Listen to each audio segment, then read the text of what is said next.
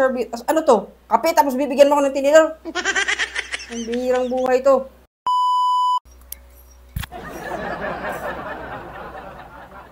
Ba't ang tagal ng order ko?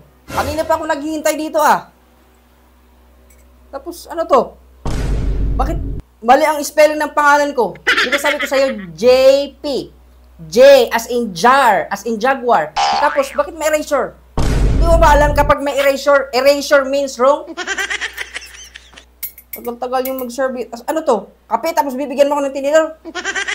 Ang bihirang buhay to. Palitan mo to, palitan mo. Ayoko niyan. Pasensya na, sir. O ito, ang sabi ko. Tama na ito. Bakit JPE ito? Ha?